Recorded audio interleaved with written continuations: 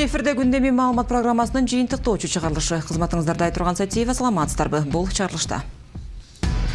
Кызматынан кетип жатып, эми экс-премьер-министр кол алдындагыларды акыры мактоого алды. Биринчи жолу 1,5 жыл ичинде. Жантүрө Сатыбалдиев бүгүн креслосунан толугу менен айрылды.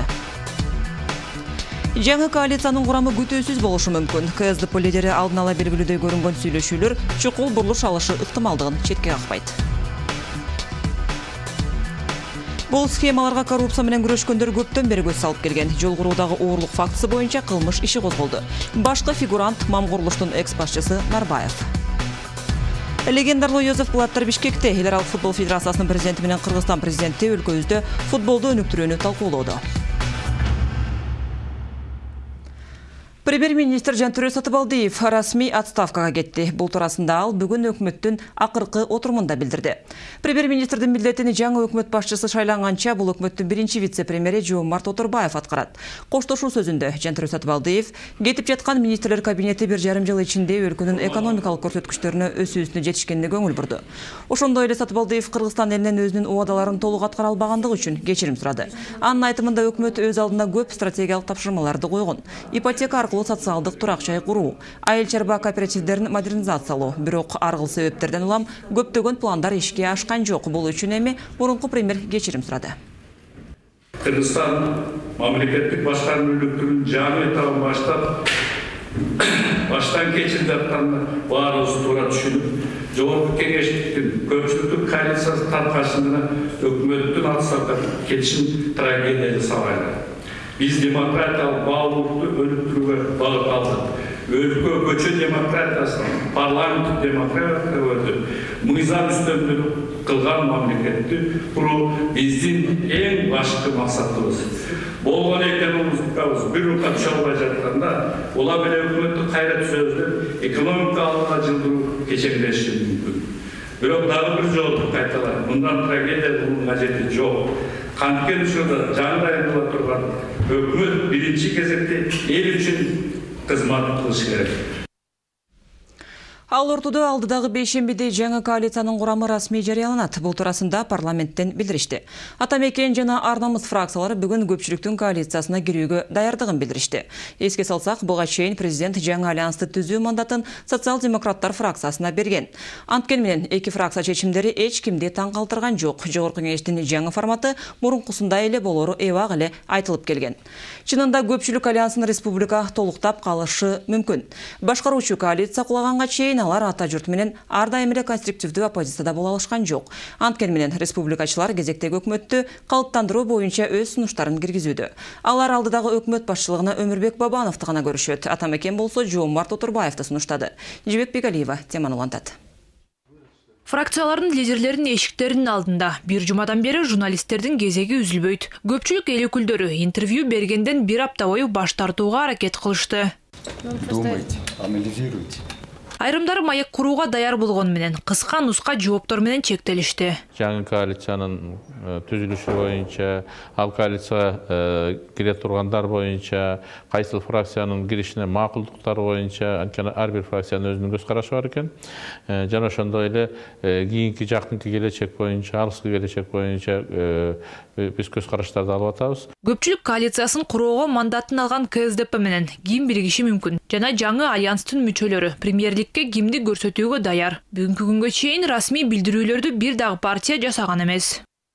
Акыры бүгүн башкаруучу альянска кирүүгө даярдыгы тууралуу ата мекенчилдер билдиришти. Социалисттер башбакандыкка өз талапкерлерин көрсөтүштү. Мурдагы жетекчисинин креслосын биринчи вице-премьер-министр Жомарт Оторбаев ээлеп калышы мүмкүн. Эгерде социал-демократтар премьерликтин ордуна өз талапкерин сунушташпаса, ал эми башкаруучу коалицияга кирейин деп турган Ар намыс фракциянын бирдиктүү талапкерин дагы деле аныктай элек. Бүгүнкү күндө коалициялык көпчүлүктүн кандай форматта болушунун уже элеси көрүнө баштады. Ал КСДП, Ата Мекен жана Ар намыс. Эгерде социал-демократтар өз партиялаштарын премьерликке көрсөтүшпөсө, фракциянын лидери Чыныбай Турсунбеков жана спикер Асылбек Жээнбеков өкмөттүн жетекчисинин кызматына аттангандардын тизмесинен чыгып кетишет. Бул кадам президенттин эскертүүсүн аткаруу боюнча аракети болушу мүмкүн. Бир канча күн мурун өлкө башчысы кызматтарды бөлүштүрүү партиялык негизде жүргүзүлбөшү керектигин билдирген. Ал эми башка фракциялар өкмөт башчысынын кызматында өз партиясынын мүчөсүн гана көрүшөт.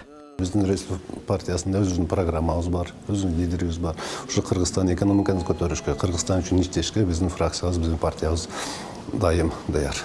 Айтор өткөн жумада Өмүрбек Бабанов кайрадан партиянын лидери болуп шайланып, чоң саясатка кайткандай көрүнөт. Бирок көпчүлүк альянска республика мындан жумшак шарттарда кириши ыктымал. Партиянын программасынын айрым бөлүктөрү аткарылса, 16 депутат башкаруучу биримдикке кирүүгө даяр. Бирок көпчүлүк коалицияга кирүү боюнча бейрасмий эмес шарттар башкача болгонун депутаттар өздөрү дагы жашырышпайт. Өкмөттөгү жетекчилик кызматтар партиялардын башкы ресурстары гана эмес, саясий коррупция үчүн негиз.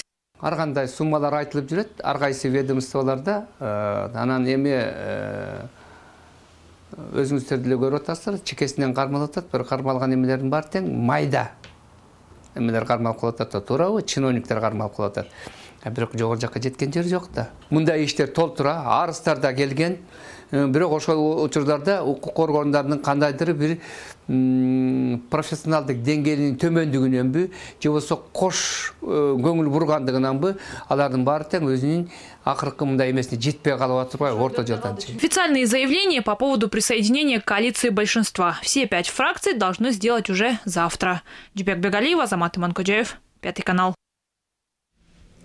Былтыркы жылкы ички дүң продукциянын жогорку көрсөткүчү жана экономикалык өндүгүүлөр быйылкы жылы төмөндөйт окшойт. Эксперттердин пикиринде буга өлкөбүздөгү саясий абал таасирин тийгизет. Жакынкы убакта курултайлар өткөрүлүп, анда кумтөрдү улутташтыруу же өлкөбүздөгү эң ири инвестор менен келишимди жокко чыгаруу чакырыктары көтөрүлгөнү турат. Оппозициялык жандануунун жанында парламент ыдырай баштаганы байкалууда.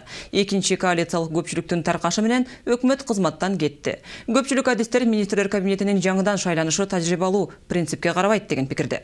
Адистердин оюн кесиптешим болуп келген.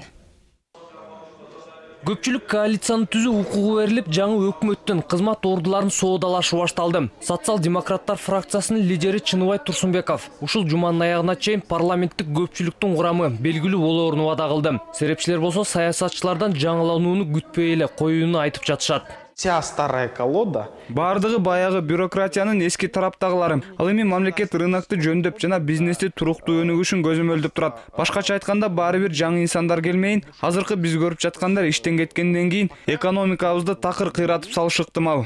Жантөре Сатыбалдиевден кийинки келе турган премьер-министр эгемендүүлүктү алгандан кийин 23 жыл ичиндеги 26-чы өкмөт башчысы болот. Адистердин айтымдарында министрлер кабинетинин башчысы уламдан улам алмашуусу чыныгы экономикалык стратегия жана реформаларды сөз кылууга үлгүрбөй жатат. Эми жаңы министрлер кабинетинин иштөөсүнө да аз убакыт берилет. Парламенттик шайлоолорго 1,5 жыл калды. Жогорку кеңештин кезектеги алмашуусу өкмөттү кайрадан жаңыртат. Ошондуктан бул өкмөткө чоң үмүттөр артылган деле жери жок.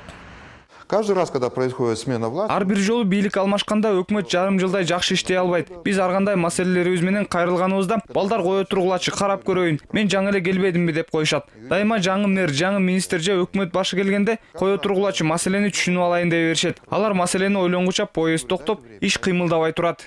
Азырынча экономиканы өнүктүрүү тууралуу сөз болбой эле. Тескерисинче өлкөбүздөгү эң ири алтын кен ишканасынын тегерегиндеги ызуучулар инвестициялык ачыктык боюнча рейтингде мамлекетибизди төмөн түшүрүүдө. Мына ушул канадалык инвесторлордун дарегине каршы айгай салып жатышып, канчалаган чабал мекенчилер саясаттын сересине чыгып алышты. Ал эми азыркы шайлоолор алдындагы түзүлгөн оппозициялык кыймылдагы Кумтөр темасын активдүү колдонуп жатышат. Кумтөр хорошо раскачанный. Кумтөр өтө белгилүү жана иштетилген темалардан, мисалы дүйнөлүк абанын ысышы же азчылыктын укугун коргоо сыяктуу. Кумтөр өлкөбүздөгү биринчи даяр тема. Ошондуктан бүгүн депутаттар биргелешкен ишкана түзүүгө добуш беришип, ошону менен чырды жабышты. Бирок мындан кийинки бул теманы колдонуу жыйынтык бербейт. Себеби биргелешкен ишкананын натыйжасы чыгыш керек. Ал эми биргелешкен ишканага келсек, дагы эки тараптуу документтерге кол коюлуусу күтүлүүдө. Кээ бир эксперттердин айтымдарына караганда жаңы өкмөт буга тез эле кол коет болушу керек. Антпесе өлкөбүзгө ири суммадагы каражат түшпөй калат.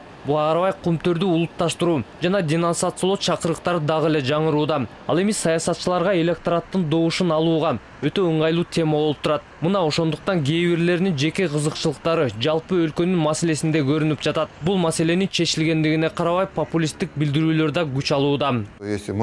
Эгерде биз батирди кимдир бирөөлөргө 10 жыл мурда сатып, анан 10 жылдан кийин келип, "Ой, биз сага батирди өтө арзанга сатып коюптурбуз. Кыскасы биз батирди алабыз. Ал эми акчаңды кайрып бербейбиз дегендей болуп жатабыз. Мына ушул мисал азыркы абалдан эмнеси менен айырмаланат? Улутташтыруу көп миллиарддаган соттук арыздануулар менен гана чектелбестен, товарларды сатып өткөрүү рыногунан да ажыратарын эксперттер белгилешүүдө. Бүгүнкү күндө алтынды экспорттоо өлкөбүздө экспорттун 3/1 ээлейт. Анын үстүнө азыркы иштеп жаткан инвесторлор жана Кыргызстандагы гуманитардык программаларда жабылышы мүмкүн дешүүдө. Ал эми бюджеттин тансыктыгы болсо 9,5 миллиард сом болуп турат.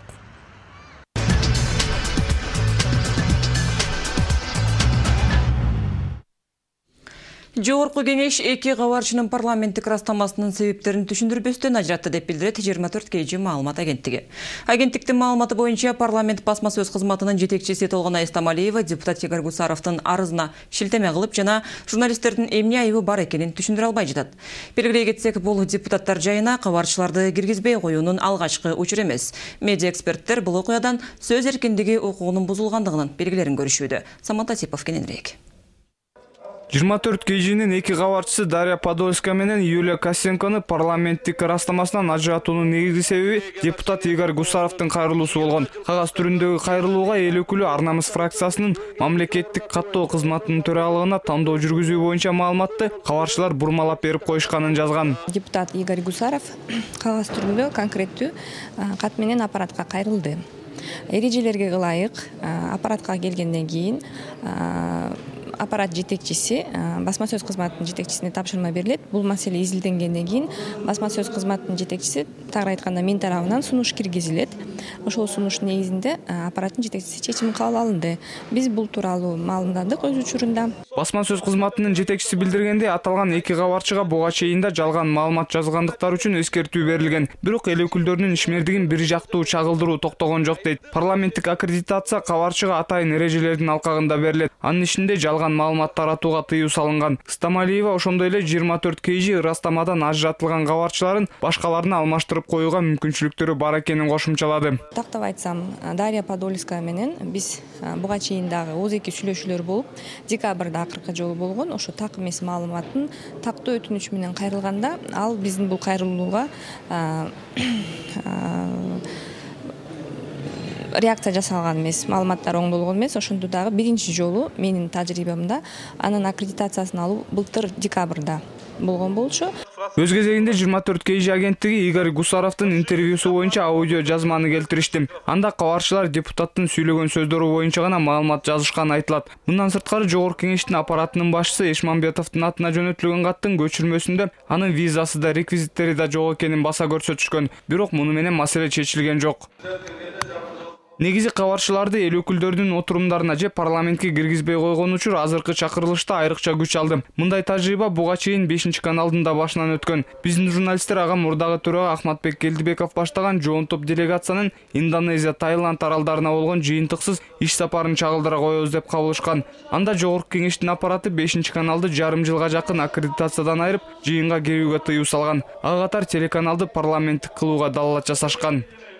Басма сөз өкүлдөрүн сындырууга көрүлгөн дагы бир аракет социал-демократ депутат Ирина Карамушкина ушул эле 24 KG маалымат агенттигинин кабарчысы Махинур Ниязованы 5 миллион сом айыппул өндүрүүнү талап кылып сотко берди. Чырдын башы эл өкүлүнүн айдоочусу аралашкан жол кырсыгынан башталган эле. Бирок сот депутаттын талабын канааттандырган эмес.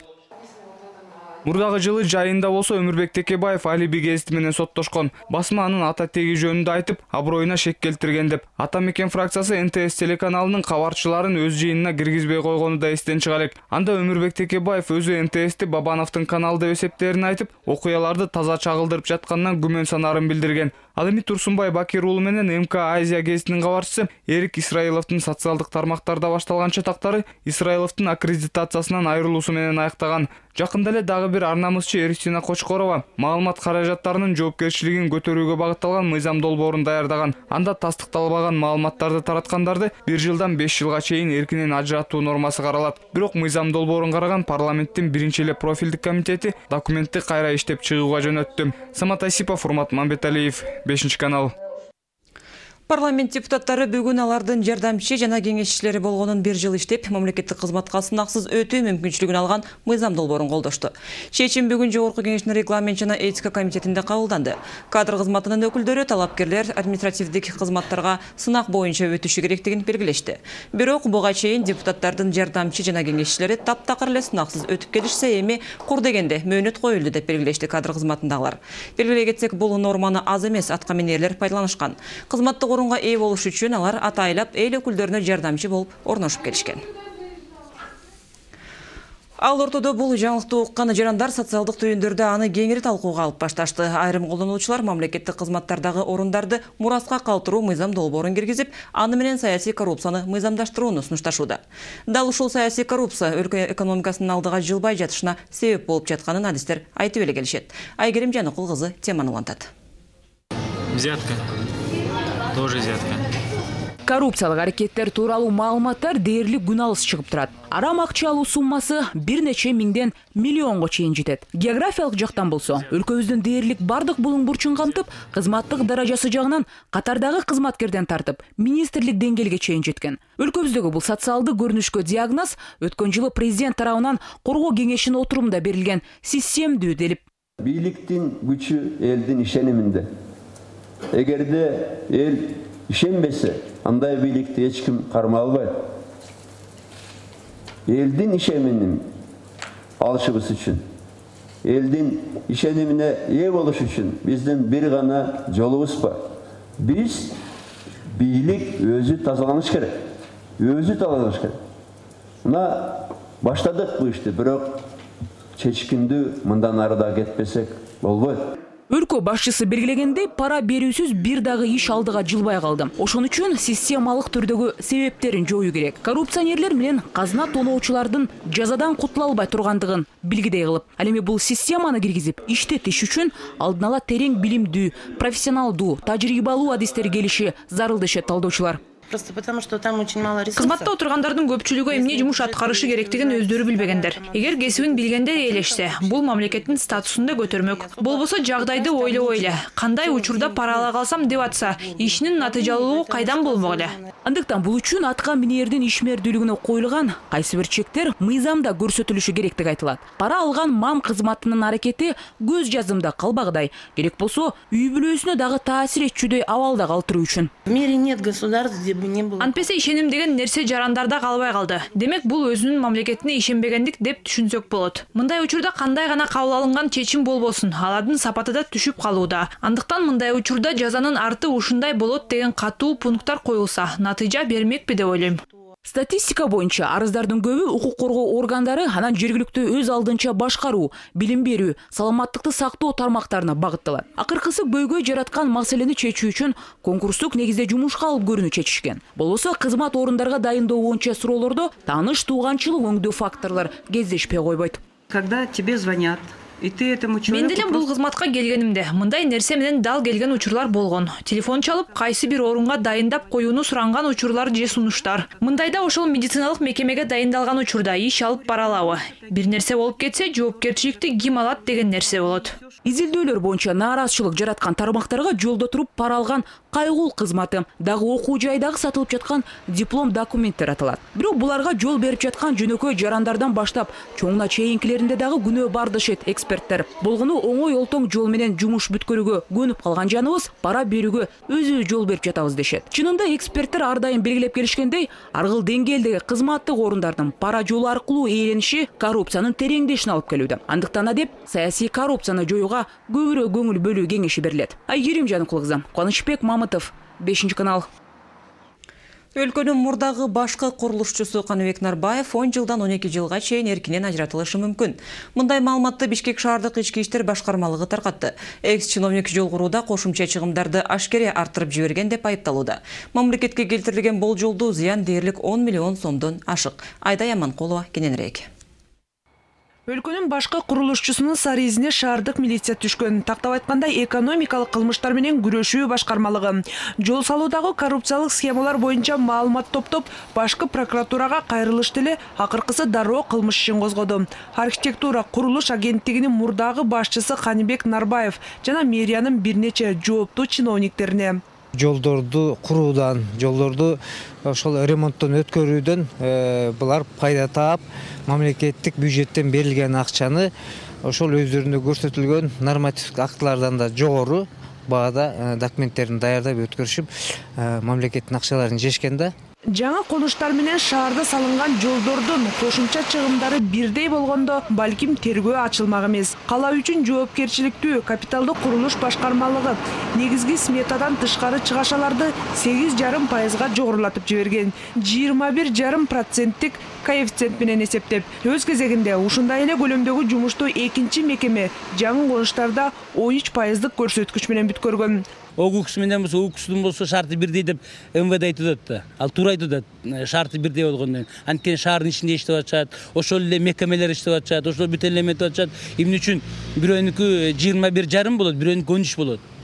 Же болбосо тигилер 13кө болбош керек, же булардыкы болсо көбөйтүлүп койгон. Мамлекетке тиешелүү бирдей жумуш аткарган эки мекеме эмне үчүн эки башка норма менен иштегени азырынча бүдөмүк. Тергөө маалымдагандай, капиталдык курулуш башкармалыгы Нарбаевдин түздөн-түз көрсөтмөсү менен ушундай кадамга барган. Нарбаев болсо бул иш боюнча өзүнүн көрсөтмөсүн берген, ал көрсөтмөсүндө бизде өкмөттүн токтому бар болчу ошо боюнча дейт, бирок ал өкмөттүн токтому эч жерде жок экендиги да такталды да. Аскарбек Молдобаев кошумча чыгашаны жогорулатуу боюнча агенттик алдындагы техникалык кеңешке сунуш берди деген адамдардын бири. Бирок тергөө аталган кеңештин бүтүмү боюнча эч кандай документ жок экенин аныктаган. Бишкек курулуштун директору болсо баа саясатын аныктоодо катышканын эстей албайт, четке дагы какпайт. УКСтун эмеси 21% болгону себеби видимо сложный объекттер болушу мүмкүн. Жана подрядчиктин ага боло мындай бийик качество жасай турган Аргенстандагы кеп арзан эмес да бүгүн. Ошол курулуштун сапаты керек болот. Ошон үчүн Аклан Раскон ал тандаганда ойлоду. Мага мындай крупный жакшы подрядчик керек. Эмеси сапаты жакшы болсун деп. Ошон үчүн ал муну тандап алды. Бирок каладагы жолдор жаңы конуштарга салыштырмалуу сапаттуу салынды деп таккесе айтуу мүмкүн эмес. Шаардагы Салиева көчөсү бир жанга жетпей талкаланып, кайра жасалганы баарына маалым. Мамлекетке келтирилген чыгаша анда 10 миллион сомго бааланган. Кызыгы ушул эле көчөнү салган фирма былтыр дагы тендерге катышып, эки башка кошумча чыгым менен шаардын дагы жаңы конуштардын дагы айрым жолдорун курган. Акыркы 3 жыл аралыгында каланын трассалары үчүн 2 миллиард сомго жакын акча каралган. Кошумча чыгашаларды жогорулатуу менен бир жолду салууда эле 3 миллионго чукул каражат өөнөлгөн деп болжолдонууда. Айдай Манкулова, Иван Чижиков, 5-канал. 20 мартта Совет көчөсүндөгү жеке унааны аткылоо учурунда 2 адам жаракат алган. Бул туурасында Бишкек шаардык ички иштер башкармалыгынан 24 KG агенттигине билдиришти. Тергөөчүлөр Nissan унаасы кимге таандык экенин жана атылган унаа салонунда кимдер болгонун аныкташты. Бирок тергөө кызыкчылыгында бул маалымат айтылбайт. Ар кыл версиялар каралууда, тергөө уланууда деп белгилешти ведомстводан. Эске салсак 20 март таң эрте Бишкекте көптөгөн ок атуулары менен Nissan Sefira унаасы табылган. ИИБ кызматкерлери Макаров тапанчасынын 14, Калашников автоматынын 22 гильзасын жана асфальтта канды табышкан. Унаанын ичинде же жанында эч ким болгон эмес. Бет кап кийип, курал менен караоке клубка кирип, тоноочулукка катышкан аскер адамдары Скорпион атайын отрядтын жоокерлери болуп чыкты. Бул маалыматты Коргоо министрлиги тастыктады. Алар 20 мартта Бишкектин кафелеринин бирине кирип, $3000 жана 6 уюлдук телефонду эс алып отургандардан коркутуп тартып алышкан. 3 күндөн кийин алар кармалып, каракчылык беренелери боюнча иш козголгон. Ал ортодо серепчилер талап тоноочулукка аскер адамдарынын милиция кызматкерлери кем калышпаарын билдиришүүдө. Самат Качкынов кененирээк. Скорпион атайын отряды куралдуу күчтөрдүн элиталык аскерлери болуп эсептелет. Буларга баардык жоокерлерде эле ыйык милдет жүктөлгөн. Мекенди жана эли журтту коргоо. Алардын колуна курал. Кечээ жакында жүз берген окуядагыдай элди тоноого берилген эмес. Талдоочулар маамында жоокерлер кечкисин көчөгө чыгып, тоноочулукка барган учурлар арбып баратат. Эми бул илдет атайын кызматтын коргоо министрлигинен орун табылып атат. Бул кейиштүү өзүнүн антын берип, ушул кыргыз элине анын бейкутчулугуна кызмат кылам деген адамдар каракчы болушу бул өтө коркунучтуу нерсе. Ананда бул аскер адамдары үчүн уят нерсе. Ал эми айрым милиция кызматкерлерине жөнөкөй жарандарды ачык эле коркутуп, тоношкону көнүмүш адатка айланып калганы айтылат. Көбүнесе опуз алуу жолу менен дешет адистер. Көп учурларда сойкуларды курал катары колдонушуп. Мына 2012-жылы бир таксист мууну бөлүп алган. Аны милициялар анан ушундай баягы сойку кыз болуп кошулуп иштеген, мени зордуктаганга барды деген иш боюнча ал кат жазып туруп, мен эч кимди зордуктаган эмесмин. Мени ушинтип эле милициялар ушинтип кыйнап акча талап кылып атышат деп. Ушул сыяктуу тартип сактоо органдарынан запкы тарткан жарандардын кайрылган фактылары көп дейт Рита Карасартова. Айтымында тилекке каршы эч ким жоопко тартылбайт. Ошондон улам ички иштер органдарынын кызматкерлери өзүн билемдик менен алектенишет. Биздин уюмубуз баягы сотту мониторинг этип байкоо жүргүзүп атканда байланыштуу, уже кылмыш иши козголуп, анан сотко келгенде биз ошолорду байкоо жүргүзөбүз да. Ошон үчүн көп деген ошондой фактылар баягы тергөө маалында акырын жок болуп кетет да. Милицияларга иш жылбай тура берет да, көп учурда. Аябай көп кылмыш иши козголсо дагы, далилденген фактылары бар болсо дагы, система коргоп, аябай мындай узакка чоюп, ушул мөөнөт өтүп кетсе экен дегенди биз көп көрөбүз да. Күч органдагылардын көбү уюшкан кылмышкерлер менен табакташ болуп кеткени да айтылып жүрөт. Алар эл оозунда погончон куумалар деген ат менен белгилүү. Көп жылдан бери уюшкан кылмыштуулук менен күрөшүп, бирок түбүнө жетпей жатканы ошондон улам дейт Токтогул Акчыкеев. Анын пикирине каранда укук коргоочунун атын жамынып, мамлекеттин кызыкчылыгында иштебей эле, азыр өз кызыкчылыгына иштеген заман болду. Эми мунун баарын тек 23 жылдан бери көрүп келет атпайбызбы? 23 жылдан бери канча милиция кызматкерлери кармалды, полковниктер кармалды, апиим ташыган, героин ташыган, алкоголь ташыган, контрабандалар жапкан, сойкуларды баягы крышават эткендер. Анын баары тең эле ачык эле айтылып атпайбы?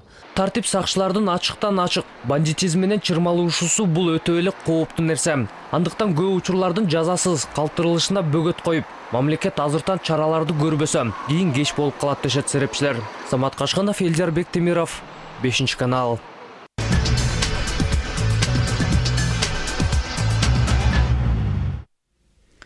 Иш убактысында мамлекеттик кызматкер, андан соң активдүү саясатчы. Ош областык керектөөчүлөрдүн укугун коргоо инспекциясынын башчысы Төлөгөн Келдибаевка дал ушундай мүнөздөмө берилет. Атка минер саясатка өз эле эмес, кол алдындагыларды да аралаштырууга аракет кылган. Буга чыдабаган инспекторлор бүгүн жыйынга чогулуп, соңку күндөрдөгү маалыматтардын чын төгүнүн айтып беришти. Теманы кабарчыбыз Динара Касымова улантат. Ош облустук керектөөчүлөрдүн укугун коргоо кызматынын жетекчисинин жүрүм-турумуна анын жамаатына ыраазы. Мындан ары аны менен иштеше албайбыз деп турушат. Мамлекеттин иши экинчи орунда калып, Төлөгөн Келдибаев саясат менен алектенип калды дешет ишкананын 7 кызматкеринин 3-өсү. Кантип бир өзүң иштеп атып, өзүң баягы касаңа түкүргөндөй болот го. Ошондон иштен акча алса, айлык алса, ошого дейин администрациянын бир аппараты болсо биз анан кийин шогана кайра эметкенен Кудайга да туру келбейт. Инспекция кызматкерлерин күч органдары кысымга алып, коркутуп, үркүтүп жатат деген сөздөр жалган экендигин инспекторлор бүгүн өздөрү ырастады. Маалымат булактарында менин кызматкерлеримди кысымга алып жатат деген тариздеги Келдибаевдин билдирүүсү инспекция өкүлдөрүн бүгүн айраң таң калтырды. Анан мен кирип өзүм деле айттым, мен даже машан бүгүн көрдүм да жана ишти. Как бизди крайний ушу аралаштырып атат да, ишим жок, булар мен эми угуп атам.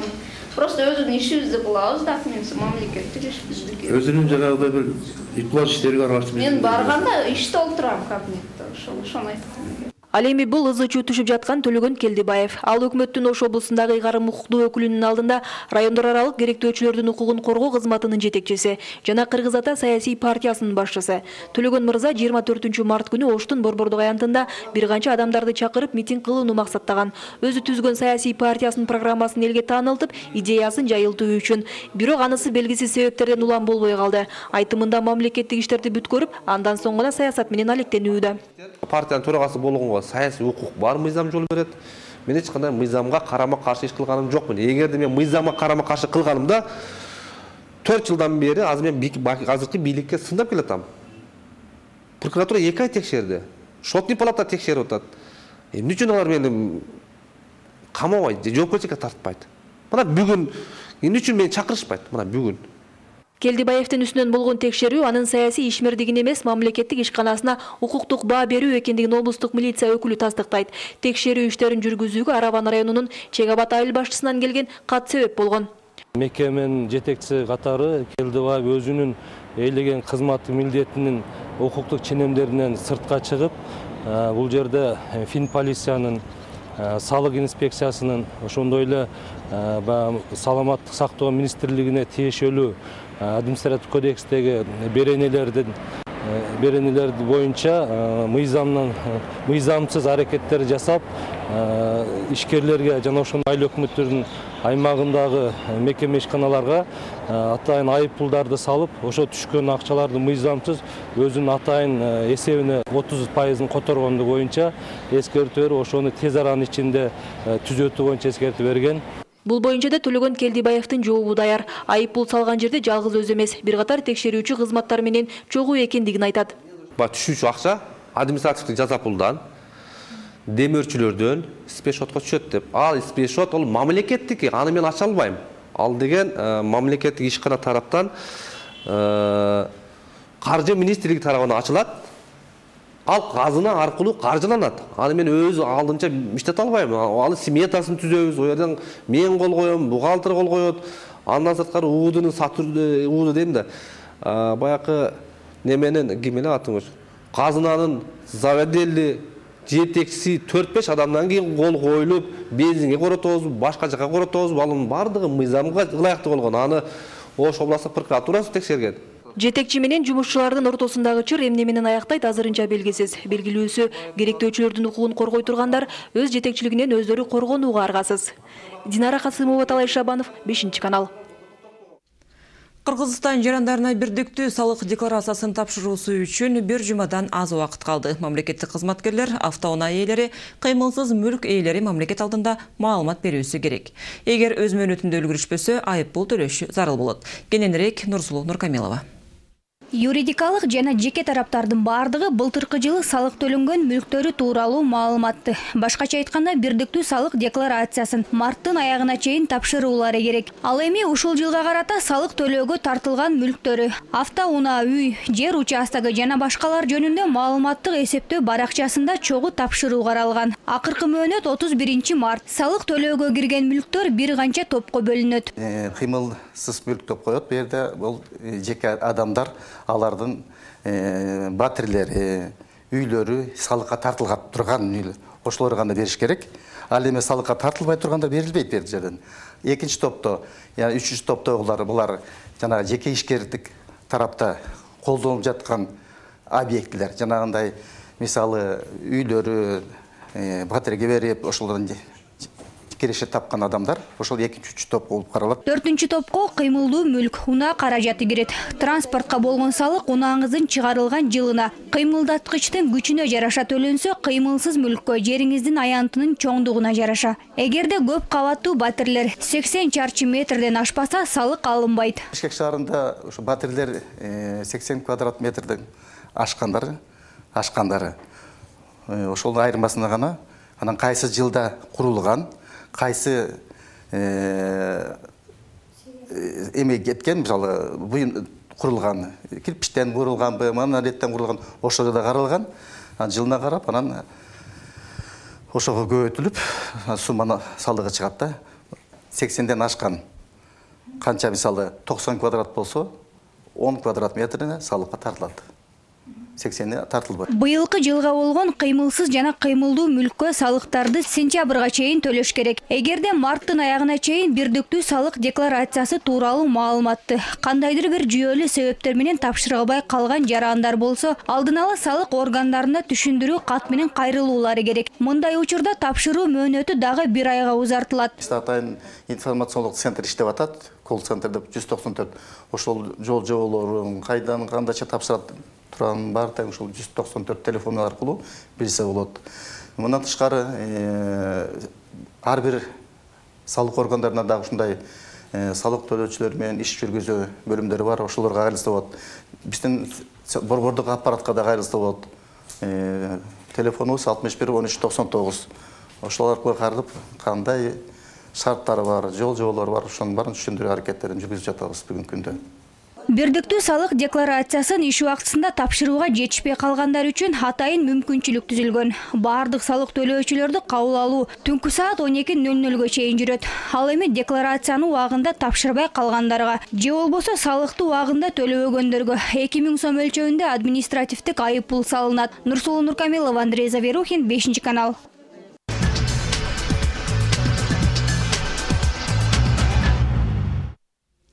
Украинанын улуттук радикал оң сектор уюмунун мүчөсү көпчүлүккө Саша Белый аты менен белгилүү болгон Александр Музычко аны колго түшүрүү учурунда милиционерлер тарабынан атып өлтүрүлдү. Бул туурасында Украинанын ички иштер министринин орун басары Владимир Евдокимов билдирди. Буга чейин Белый укук коргоо органдарынын кызматкерлерине карата каршылык көрсөтүү жана бейбаштык боюнча кылмыш ишинин алкагында издөөгө жарыяланган. Активист өзү өлкөнүн башкы прокуратурасынан жашырынып жүргөн. Көзөмөл органы аны өлтүрүп, кийин Майдандын бир активистинин өлүмү үчүн Орусиялык атайын кызматтарды айыптап чыгышат деген таризде. Украинадагы акыркы окуялар туурасында кабарчыбыздын материалы. Учурда орусиялык 100 000 аскерлер Украинанын чек арасында басып кирүүгө даяр турушат. Мындай маалыматты Украинанын коргоо министрлиги таратты. Ал эми Украинанын өзүндө ушул убакка чейин 10 000ге жакын гана адам мобилизацияланганын белгилейт. Өлкөнүн маалымат каражаттары Донузлав бухтасында орусиялык аскерлер тарабынан Украинанын колго түшүп берүүдөн баш тарткан кемелери камакка алынганын жазышууда. Экипаждын суусу жана азык-түлүктөрү түгөнүүдө. Киев болсо өзүнүн аскерлерин жана алардын үй бүлөлөрүн кече Орусия Крымдагы акыркы аскерий базаны өз көзөмөлүнө алган соң көчүрүп кете баштады. Национальной безопасности та обороны Украины. Биз убактылуу оккупацияда калган Крым автономдук республикасындагы аскерий базаларды жана бөлүктөрдү Украинанын башка аскерий бөлүктөрүнө көчүрүп туруу чечимин кабыл алдык. Биздин аскерлер Орусия күчтөрүнүн коркутууларына кабылышууда. Бул арада Крымда орус рубли айлантууга киргизилди жана буга жергиликтүү тургундар кубанышууда. Аны менен катар Украин гривнасы 2015 жылга чейин күчүндө болот. Ал эми социалдык төлөмдөр ушул жылдын акырына чейин Украинанын мыйзамдары аркылуу жүргүзүлөт. Буга чейин Орусия Крымдын бюджетинин таңсыктыгын жабууга убада берген. Аны 55 миллиард рубль деп эсептешүүдө. 3 айдын ичинде Крымдын жашоочулары орус паспорттарын алышы керек. Аны менен катар Украинанын жарандыгын сактап калууну каалагандар бул жөнүндө тиешелүү органдарга 1 айдын ичинде билдириши керек. Паспорт не будет дан. Эгер кимдир бирөө мен мурдагы эле паспортум менен калам десе, ага жаңы паспорт берилбейт. Мындай жагдайда ага эч кандай паспорт берилбейт. Күч менен алдыруу деген болбойт. Крымды аннексиялоо, жарым аралдын Орусияга кошулуусун эл аралык коомчулук мына ушинтип атоодо. АКШ жана Евробирлик буга санкциялар менен жооп берип, кысым көрсөтүүнүн дагы башка жолдорун издешүүдө. Сочидеги жайкы саммитти чоң 8-дин лидерлери бойкоттоп жатышат. Анын ордуна Брюсселде орусиялык өкүлдөрсүз чогулушмакчы. Бирок Орусиянын тышкы иштер министри Сергей Лавров Москва 8-диктен мүчөлүктөн чыгып калууга өтө деле тынчсызданган жок деп билдирди. Мындан да чоңураак альянс чоң 20-лык бар экенин эскертти. Если Эгер биздин батыштагы өнөктөштөр бул формат өзүнүкүн жашап бүттү десе, анда ошондой болот. Биз болсо бул форматка көп деле үмүт арткан жокпуз. Жана эгер ал чогулбай калса, биз андан өтө чоң кооптонууну көрбөй турабыз. Бирок жалпысынан Евробирлик өлкөлөрү санкциялардын жаңы пакетин даярдап жатышат. Бул Орусия менен болгон соода-экономикалык байланыштарга бөгөт коюшу мүмкүн. Аны менен катар Орусиянын газынын жеткирилүүсү кыскартылып, же толук токтотулушу каралат. Андыктан чоң 8-дин өлкөлөрү орус газынан кантип көз карандылыкты азайтуунун жолдорун жакын убактарда ойлоп табууга ниеттенишүүдө. Самат Асипов, Ярослав Калиновский, 5 канал.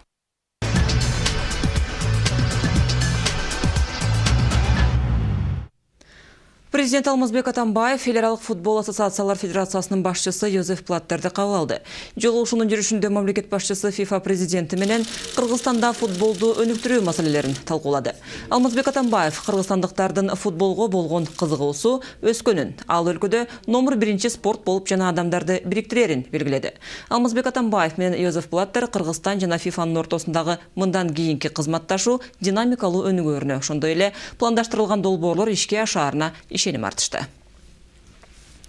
Күндөмү бүгүнкү чыгарылыштары мына ушундай жаңылыктар менен жыйынтыктайт. Алдыда сиздерди эртеңки күнгө болгон аба ырайы тууралуу маалымат күтөт. Кайрадан эфир аркылуу жолукканча саламатта калыңыздар. Хондроксид орну басып гана койбостон муундарды артроздон жана остеохондростон дарылайт.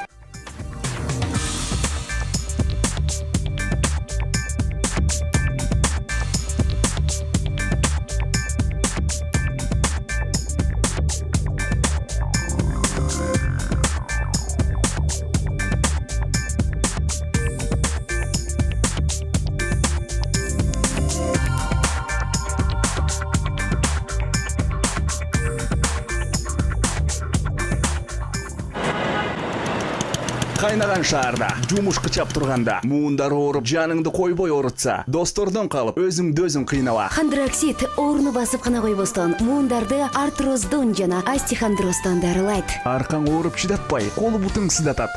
Дарыканадан Хондроксид муундарды келип дарылайт.